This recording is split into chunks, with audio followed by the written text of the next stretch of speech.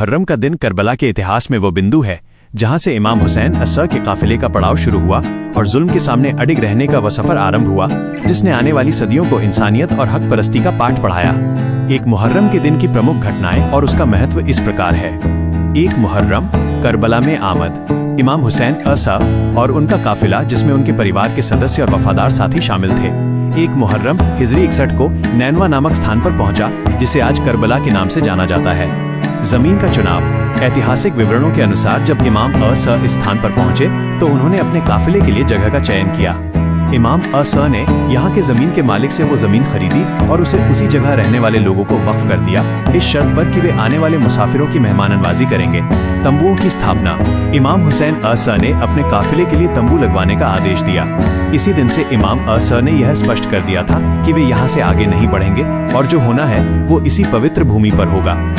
उस दिन का माहौल। 1 मुहर्रम को माहौल में एक अजीब सी गंभीरता थी। यह वो समय था जब इमाम हुसैन अस्सा जानते थे कि कूफे की फौज उन्हें घेरने के लिए आगे बढ़ रही है। ये दिन नबी के नवासे अस्सा और यजीद की सेना के बीच टकराव की शुरुआत का दिन था। कूफे के गवर्नर उबैदुल्लाह इब्न जियाद ने अपनी सेना को इमाम अस्सा के रास्ते में रुकावट डालने के लिए भेजा था ताकि उन्हें मजबूर किया जा सके कि वे यजीद की बैयत अधीनता स्वीकार करें। इमाम अस्सा का संदेश। 1 मुहर्रम के दिन इमाम हुसैन अस्सा ने अपने साथियों को स्थिति की गंभीरता से अवगत कराया। उन्होंने स्पष्ट किया कि 1 हक और बातिल का अंतर। उन्होंने समझाया कि ये लड़ाई किसी सत्ता या कुर्सी की नहीं है बल्कि इस्लाम के वास्तविक मूल्यों और इंसानियत को बचाने की है। 2 कुर्बानी की तैयारी। उन्होंने अपने साथियों को यह चुनाव करने का मौका दिया कि जो जाना चाहता है वो जा सकता है क्योंकि आगे का रास्ता केवल शहादत और कठिनाइयों से भरा है। लेकिन उनके साथियों ने अपनी वफादारी का सबूत देते हुए उनके साथ रहने का फैसला किया। 1 मुहर्रम का महत्व। आज के दौर में 1 मुहर्रम का दिन सब्र, अज़्म और हक परस्ती की याद दिलाता है। ये दिन बताता है कि जब इंसान का इरादा मजबूत हो और लक्ष्य सच्चाई हो तो संख्या बल, फौज की ताकत कोई मायने नहीं रखती।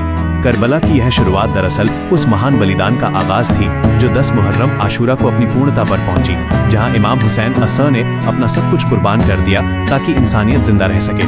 क्या आप करबला के घटनाक्रम के अगले पड़ावों जैसे पानी की नाकाबंदी या अन्य शहीदों की कुर्बानियों के बारे में और विस्तार से जानना चाहते हैं?